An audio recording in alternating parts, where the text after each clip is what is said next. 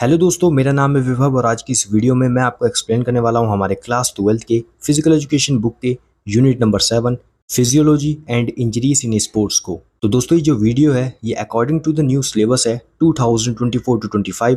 तो इस वीडियो को दोस्तों एंड तक देखिएगा। तो विदाउट वेस्टिंग एनी टाइम हम स्टार्ट करते हैं इस वीडियो को। तो सबसे पहले दोस्तों हम देख लेते हैं इस यूनिट के कंटेंट को। मतलब दोस्तों हमें इस चैप्टर में कौन कौन से टॉपिक्स को कवर करना है। सबसे पहला टॉपिक है दोस्तों हमारा physiological factors determining components of physical fitness. Second topic है दोस्तों हमारा effect of exercise on muscular system. Third topic है दोस्तों हमारा effect of exercise on cardio respiratory system. Fourth topic है दोस्तों हमारा physiological changes due to ageing. Last topic है दोस्तों हमारा स्पोर्ट्स इंजरीज। तो चलिए स्टार्ट करते हैं सबसे पहले टॉपिक से, जो कि है दोस्तों हमारा physiological factors determining components of physical fitness. तो दोस्तों इस चैप्टर में हम 4 कंपोनेंट्स को पढ़ेंगे, जो कि है strength, speed, flexibility and endurance. और हम देखेंगे कि किन किन फैक्टर्स से उन्हें डिटरमाइन किया जाता है। तो चलिए एक एक करके देखते हैं। तो सबसे पहला पॉइंट है physiological factors for determining strength, जिसमें सबसे पहला पॉइंट है मसल कंपोजिशन। तो दोस्तों हमारी बॉडी में 2 तरीके की मसल्स होती हैं, slow Twitch fibres and fast Twitch fibres. अगर हमारी बॉडी में फास्ट ट्विच फाइबर्स ज्यादा होते हैं तो इससे हमारी बॉडी में स्ट्रेंथ बढ़ जाती है। फास्ट ट्विच फाइबर्स स्पीड को डिटरमाइन करते हैं, जबकि स्लो ट्विच फाइबर्स एंड्योरेंस को डिटरमाइन करते हैं। सेकंड पॉइंट है साइज ऑफ मसल्स। तो साइज ऑफ मसल्स से भी स्ट्रेंथ को डिटरमाइन किया जाता है। जितनी बड़ी मसल्स की साइज होगी उतनी ही उस पर्सन की स्ट्रेंथ होगी। और थर्ड पॉइंट है बॉडी वेट। तो बॉडी वेट भी डायरेक्टली प्रोपोर्शनल है स्ट्रेंथ के। जिस पर्सन का बॉडी वेट ज्यादा होगा उसमें यूजुअली ज्यादा स्ट्रेंथ होती है। नेक्स्ट है physiological factors for determining speed. तो पहला पॉइंट है मसल कंपोजिशन। मतलब अगर हमारी मसल्स में फास्ट ट्विच फाइबर्स ज्यादा होंगे तो हमारी बॉडी ज्यादा स्पीड गेन कर पाएगी। सेकंड है फ्लेक्सिबिलिटी। तो फ्लेक्सिबिलिटी भी स्पीड को डिटरमाइन करती है। मतलब अगर हमारे जॉइंट्स फ्लेक्सिबल होंगे तो हम ज्यादा स्पीड गेन कर पाएंगे। नेक्स्ट है physiological factors for determining flexibility. तो इसमें सबसे पहला पॉइंट है हमारे पास मसल स्ट्रेंथ। मतलब अगर हमारी मसल्स की स्ट्रेंथ ज्यादा होगी तो यूजुअली ज्यादा फ्लेक्सिबिलिटी ऑब्टेन की जा सकती है। और अगर लो स्ट्रेंथ होगी हमारे मसल्स की तो जो हमारे जॉइंट्स हैं उनका रेंज ऑफ मूवमेंट कम होगा और इसके कारण फ्लेक्सिबिलिटी भी डिक्रीज हो जाएगी। सेकंड है एज एंड जेंडर। मतलब जैसे जैसे एज बढ़ती जाती है वैसे वैसे फ्लेक्सिबिलिटी कम होती जाती है और जेंडर का भी फ्लेक्सिबिलिटी पे फर्क पड़ता है। मतलब फीमेल्स में फ्लेक्सिबिलिटी ज्यादा होती है एज कंपेयर टू मेल्स। और लास्ट आता है फिजियोलॉजिकल फैक्टर्स डिटरमाइनिंग एंड्योरेंस। तो फर्स्ट पॉइंट है एरोबिक कैपेसिटी। तो एरोबिक कैपेसिटी लंग्स और हार्ट की एबिलिटी होती है जिससे वो मसल्स तक ऑक्सीजन को पहुंचा पाते हैं। एरोबिक का मतलब होता है ऐसी एक्टिविटी जिसमें ऑक्सीजन की रिक्वायरमेंट हो, जैसे रनिंग जिसमें बहुत सारी ऑक्सीजन की रिक्वायरमेंट होती है। सेकंड है ऑक्सीजन अपटेक। तो ये एक हाईएस्ट रेट होती है जिससे हार्ट ऑक्सीजन को कंज्यूम करता है पर मिनट। थर्ड है कार्डियक आउटपुट। तो ये होता है amount of blood pumped by heart पर मिनट। मतलब हार्ट 1 मिनट में जितने ब्लड को पंप करता है उस अमाउंट को हम कार्डियक आउटपुट कहते हैं। नेक्स्ट टॉपिक है दोस्तों हमारा effect of exercise on muscular system. तो जो हमारा मस्कुलर सिस्टम है उस पर एक्सरसाइज का क्या इफेक्ट पड़ता है। तो फर्स्ट है size and shape of the muscles changes. तो जब हम एक्सरसाइज करते हैं तो हमारे मसल्स का साइज और शेप चेंज हो जाता है। और ये ऐसा इसलिए होता है क्योंकि जब हम एक्सरसाइज करते हैं तो जो हमारे मसल्स के अंदर सेल्स होते हैं वो इनलार्ज हो जाते हैं और इसी कारण हमारी मसल्स का शेप और साइज दोनों बढ़ जाते हैं। सेकंड है करेक्ट बॉडी पोस्चर। मतलब जब हम रेगुलर एक्सरसाइज करते हैं तो हमारा बॉडी पोस्चर भी इंप्रूव हो जाता है और जितनी भी हमारी पोस्चरल डिफॉर्मिटीज होती है वो सब भी रिमूव हो जाती है। थर्ड है फूड स्टोरेज इंक्रीजेज। मतलब जो हमारी बॉडी की फूड स्टोर करने की कैपेसिटी होती है वो भी एक्सरसाइज करने के बाद इंक्रीज हो जाती है।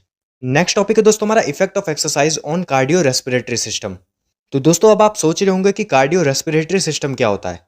तो कार्डियो रेस्पिरेटरी सिस्टम का मतलब होता है जब हमारे लंग्स और हमारे हार्ट मिलकर एक साथ काम करते हैं तो उस सिस्टम को हम कार्डियो रेस्पिरेटरी सिस्टम कहते हैं। तो चलिए देख लेते हैं कि एक्सरसाइज का क्या इफेक्ट पड़ता है कार्डियो रेस्पिरेटरी सिस्टम पर। तो पहला है कार्डिक आउटपुट इंक्रीजेस। मतलब जो हमारा हार्ट की 1 मिनट में ब्लड पंप करने की कैपेबिलिटी होती है वो इंक्रीज हो जाती है। सेकंड है हार्ट रेट इंक्रीजेस। मतलब किसी भी नॉर्मल पर्सन की हार्ट रेट होती है 72 बीट्स पर मिनट, तो एक्सरसाइज करने के बाद ये 150 बीट्स पर मिनट तक बढ़ जाती है। और थर्ड है ब्लड प्रेशर इंक्रीजेज। मतलब जब हम एक्सरसाइज करते हैं तो लार्ज अमाउंट ऑफ ब्लड हमारी ब्लड वेसल्स से फ्लो करता है और इसी कारण जो ब्लड वेसल्स की वॉल्स होती है उस पर ज्यादा प्रेशर अप्लाई होता है और इन सब से हमारा जो बॉडी का ब्लड प्रेशर है वो इंक्रीज हो जाता है। फोर्थ है decrease in rate of respiration.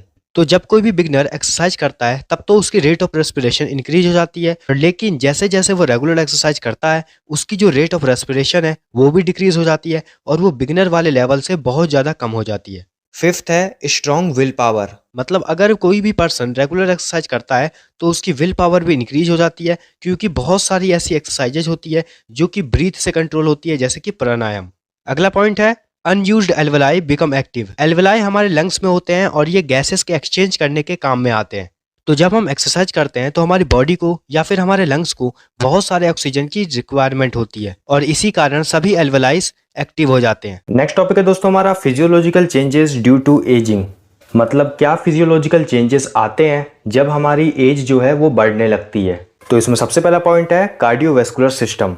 तो दोस्तों जैसे जैसे हमारा एज बढ़ता रहता है तो जो हार्ट है वो लेस एफिशिएंटली पंप करता है, हमारे जो ब्लड वेसल्स होते हैं वो लेस फ्लेक्सिबल हो जाते हैं, हमारा जो ब्लड फ्लो है वो भी थोड़ा डिक्रीज हो जाता है और जो हमारा ब्लड प्रेशर की जो पोटेंशियल है वो भी इंक्रीज हो जाती है।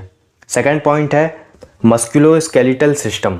मतलब दोस्तों जैसे जैसे हमारी एज बढ़ती रहती है तो हमारा जो मसल मास है और जो हमारा स्ट्रेंथ है वो धीरे धीरे करके डिक्रीज होती रहती है और जो हमारे जॉइंट्स हैं वो लेस फ्लेक्सिबल हो जाते हैं, मतलब स्टिफ हो जाते हैं और इसके कारण हमको मूवमेंट करने में दिक्कत आती है। नेक्स्ट पॉइंट है रेस्पिरेटरी सिस्टम। तो दोस्तों जैसे जैसे हमारी एज बढ़ती रहती है तो जो हमारे लंग की कैपेसिटी है वो डिक्रीज होती रहती है, जो हमारे लंग फंक्शंस हैं वो धीरे धीरे करके रिड्यूस होते रहते हैं। नेक्स्ट पॉइंट है नर्वस सिस्टम। तो दोस्तों जैसे जैसे हमारी एज बढ़ती रहती है तो दोस्तों हमारे नर्वस सिस्टम में जो हमारे नर्व सेल्स होते हैं वो डिक्लाइन होते रहते हैं नंबर्स में, जिससे दोस्तों हमारे कॉग्निटिव फंक्शंस में काफ़ी ज़्यादा इम्पैक्ट होता है। जो हमारी मेमोरी है, जो हमारी प्रोसेसिंग स्पीड है वो सब थोड़ी थोड़ी डिक्रीज हो जाती है। नेक्स्ट पॉइंट है दोस्तों हमारा डाइजेस्टिव सिस्टम। तो दोस्तों जैसे जैसे हमारी एज बढ़ती रहती है तो दोस्तों जो हमारे डाइजेस्टिव प्रोसेस है वो दोस्तों धीरे धीरे करके स्लो डाउन हो जाता है, जिसके कारण जो न्यूट्रिशन एब्जॉर्प्शन करने की हमारी जो क्षमता होती है वो दोस्तों धीरे धीरे करके डिक्रीज होती रहती है। नेक्स्ट पॉइंट है इम्यून सिस्टम। तो दोस्तों जैसे जैसे हमारी एज बढ़ती रहती है तो जो हमारा इम्यून सिस्टम है वो भी दोस्तों वीक पड़ता रहता है। जैसे कि दोस्तों आपको पता ही होगा कि जो ओल्ड पीपल होते हैं उनका दोस्तों जो इम्यून सिस्टम होता है वो in comparison to young people थोड़ा सा वीक होता है, इसलिए दोस्तों उनको बहुत ही जल्दी इन्फेक्शंस इलनेस हो जाती है। नेक्स्ट है दोस्तों हमारा स्किन। तो दोस्तों जैसे जैसे हमारी एज बढ़ती रहती है तो जो हमारा स्किन होता है वो और थिनर होता जाता है, लेस इलास्टिक हो जाता है, रिंकल्स आने लगती है, ड्राइनेस आने लगती है और इससे स्किन इंजरीज भी होने के चांसेस होते हैं। और लास्ट पॉइंट है स्लीप। तो दोस्तों जैसे जैसे हमारी एज बढ़ती रहती है तो हमारा जो स्लीप पैटर्न है वो भी चेंज होता रहता है। जो ओल्डर पीपल रहते हैं उनको दोस्तों जल्दी रात में नींद भी नहीं आती है। तो ये सारे चेंजेस हमें देखने के लिए मिलते हैं जब हमारी एज बढ़ती रहती है। तो इसीलिए दोस्तों इन सबको हमें मेंटेन करने के लिए रेगुलरली हेल्दी लाइफस्टाइल हमारा मेंटेन रहना चाहिए, रेगुलर हमें एक्सरसाइज करना चाहिए, बैलेंस डाइट लेना चाहिए, मेडिटेशन, ये सभी चीज़ों को हमें करते रहना चाहिए। तो इससे दोस्तों हम एजिंग के फेस में भी इन सभी चीज़ों से लगभग बच सकते हैं। लास्ट टॉपिक है दोस्तों हमारा स्पोर्ट्स इंजरीज। तो दोस्तों जो इंजरीज है वो आपको हो सकती है प्रैक्टिस के टाइम पर, ट्रेनिंग के टाइम पर, और अगर आप कोई कंपटीशन में compete कर रहे हैं वहां पर भी दोस्तों आपको ये जो इंजरीज है ये हो सकती है। इसी को दोस्तों हम स्पोर्ट्स इंजरी कहते हैं। और दोस्तों अगर हम कुछ एप्रोप्रिएट स्टेप्स को लें तो दोस्तों हम ये जो स्पोर्ट्स इंजरीज है इसे हम रिड्यूस कर सकते हैं। तो दोस्तों जो इंजरीज है वो बेसिकली 3 तरीके की होती है, soft tissue injuries, bone injuries और जॉइंट इंजरीज। तो दोस्तों आइए अब हम एक एक करके तीनों को देखते हैं। तो सबसे पहले दोस्तों हम देख लेते हैं soft tissue injuries. Soft tissue injuries में सबसे पहला जो इंजरी है वो है दोस्तों हमारा एब्रेजन। दोस्तों इसको हिंदी में हम कहते हैं घर्षण, और ये इंजरी हम में से सभी को एक ना एक बार हुई होगी। ये बेसिकली एक स्किन इंजरी है। जब हम कहीं पर गिर जाते हैं या फिर किसी चीज से टकरा जाते हैं तो हमारी स्किन में रैशेस आ जाते हैं और उन्हीं रैशेस को हम एब्रेजन कहते हैं। सेकेंड है दोस्तों हमारा कंट्यूजन। तो कंट्यूजन एक मसल इंजरी है और ये बेसिकली मसल पर हिट करने के कारण होती है, और जैसे ही अगर कोई मसल पर हिट करता है तो वहां पर नीला नीला हो जाता है और इसको हम हिंदी में नील भी कहते हैं। जब कोई मसल पर हिट करता है तो वहां की ब्लड वेसल्स जो होती है वो ब्रेक हो जाती है और इसी कारण वहां पर ब्लीडिंग हो जाती है और इससे कंट्यूजन होता है। दोस्तों इस इंजरी को आपने अपनी जर्नल लाइफ में भी फेस किया होगा। जब दोस्तों किसी की उंगली दरवाजे में आ जाती है तो वहां पर दोस्तों नीला नीला हो जाता है, तो इसी को हम कंट्यूजन कहते हैं और कॉमनली ये इंजरी कबड्डी, बॉक्सिंग या रेसलिंग में होती है। थर्ड है दोस्तों हमारा लैसर्शन। तो दोस्तों लेसरसन में जो चोट लगती है उसमें जो हमारी स्किन होती है वो फट जाती है, जैसा कि आप इमेज में भी देख पा रहे होंगे। जनरली लेसरसन ब्लंट ऑब्जेक्ट के कारण होता है। ब्लंट ऑब्जेक्ट का मतलब होता है वो ऑब्जेक्ट जिसमें धार नहीं होती है। फॉर एग्जाम्पल जैसे कि आप कहीं पर जा रहे हैं और पत्थर से आपको चोट लग जाती है, और जहाँ पर दोस्तों आपको चोट लगी है वो एरिया जो है दोस्तों वो थोड़ा सा फट गया है, तो उसी को हम लेसरसन कहेंगे। तो दोस्तों आप लेसरसन के डायग्राम में देख ही सकते हैं कि पहले स्किन फट जाती है, फिर उसके बाद जो फैट की लेयर होती है वो भी फट जाती है, और मसल्स तक वो इंजरी पहुंच जाती है। तो इसी को दोस्तों हम लेसरसन कहते हैं। फोर्थ है हमारा इंसीजन। इंसीजन डॉक्टर्स के द्वारा किया जाता है। ये एक सर्जिकल कट होता है जो कि शार्प ऑब्जेक्ट के द्वारा स्किन पर किया जाता है। शार्प ऑब्जेक्ट हो सकता है ब्लेड, नाइफ।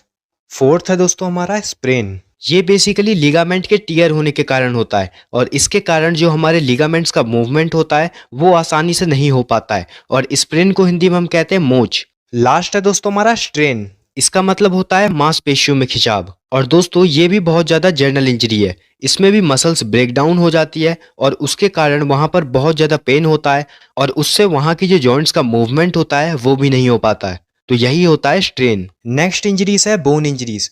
बोन इंजरीज में जो सबसे पहले इंजरी है वो है दोस्तों हमारा ग्रीन स्टिक फ्रैक्चर।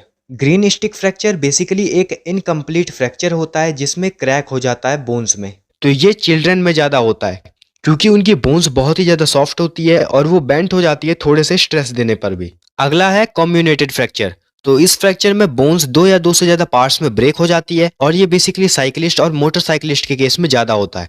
नेक्स्ट है ट्रांसवर्स फ्रैक्चर। तो इस फ्रैक्चर में क्या होता है, तो इस फ्रैक्चर में बोन एक्सिस के राइट एंगल पर ब्रेक हो जाती है। तो जैसे कि दोस्तों आप इमेज में भी देख पा रहे हैं, जो हमारी बोन है जो आपको इमेज में दिख रही है, ये बोन को आप एक्सिस मान लीजिए, और इस एक्सिस के राइट एंगल पर मतलब 90 डिग्री पर जो हमारी बोन होगी वो क्रैक हो जाएगी या ब्रेक हो जाएगी, तो उसी को दोस्तों हम ट्रांसवर्स फ्रैक्चर कहते हैं। नेक्स्ट है दोस्तों हमारा ऑब्लिक फ्रैक्चर। तो इस फ्रैक्चर में जो हमारी बोन्स होती है वो डायगोनली ब्रेक हो जाती है, मतलब तिरछी टूट जाती है, तो इसी को हम ऑब्लिक फ्रैक्चर कहते हैं। लास्ट है दोस्तों हमारा इम्पैक्टेड फ्रैक्चर। तो इम्पैक्टेड फ्रैक्चर में एक बोन दूसरी बोन में घुस जाती है। अब हम देख लेते हैं जॉइंट इंजरीज। तो इसमें सबसे पहले हमारे पास है डिसलोकेशन ऑफ लोअर जॉ।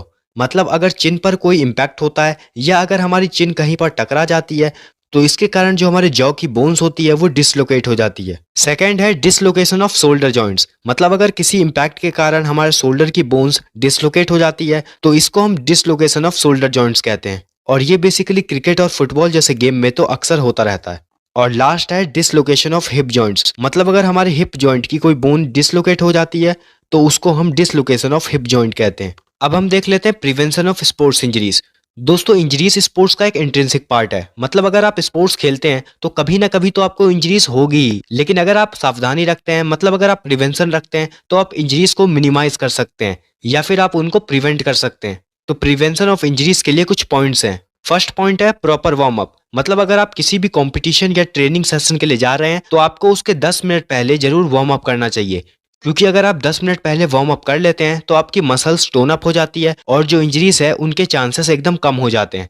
अगला पॉइंट है बैलेंस डाइट। तो इंजरीज को प्रिवेंट करने में बैलेंस डाइट भी एक बहुत ही इंपॉर्टेंट रोल प्ले करता है, क्योंकि अगर आप बैलेंस डाइट लेते हैं तो आपकी बोन्स स्ट्रांग हो जाती है, और अगर बोन्स स्ट्रांग होती है तो छोटी मोटी इंजरीज तो वैसे भी नहीं होती है, और फ्रैक्चर और डिसलोकेशन में भी बहुत ही ज्यादा मदद मिलती है। अगला पॉइंट है proper knowledge of sports skills. मतलब अगर आप कोई भी स्पोर्ट्स खेलने जा रहे हैं तो आपको उसका प्रॉपर नॉलेज होना चाहिए, तभी आप इंजरीज को प्रिवेंट कर पाएंगे। जैसे अगर आप वेट ट्रेनिंग करने जा रहे हैं तो आपको पता होना चाहिए कि उसको करते कैसे हैं, तभी आप इंजरीज के चांसेस को रिड्यूस कर पाएंगे, वरना आपको इंजरीज हो सकती है। अगला पॉइंट है use of protective equipments.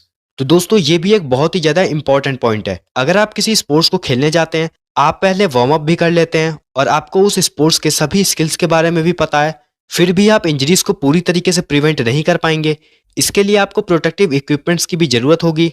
For example अगर आप क्रिकेट खेलने जा रहे हैं, आपने पहले वार्म अप भी कर लिया है और आपको उसकी सारी स्किल्स भी पता है, लेकिन अगर आप हेलमेट नहीं पहनेंगे, पैड्स नहीं पहनेंगे, ग्लव्स नहीं लगाएंगे तो आप अपने आप को प्रोटेक्ट नहीं कर पाएंगे, और इससे आपको इंजरीज होने का बहुत ही ज्यादा खतरा है। और लास्ट पॉइंट है डू नॉट ओवर ट्रेन। मतलब आपको अपनी कैपेसिटी से ज़्यादा ट्रेनिंग नहीं करनी है, और अगर आप एक गैप के बाद ट्रेनिंग कर रहे हैं तो आपको धीरे धीरे अपना लेवल बढ़ाना है, क्योंकि आप एकदम ही अपना लेवल बढ़ा देंगे, आप एकदम ही ज़्यादा ट्रेनिंग करने लग जाएंगे तो वहाँ पर इंजरीज होने के चांसेस हैं। तो यहाँ पर दोस्तों ये जो हमारा यूनिट है, unit number 7 physiology and injuries in sports, ये दोस्तों यहाँ पर खत्म होता है।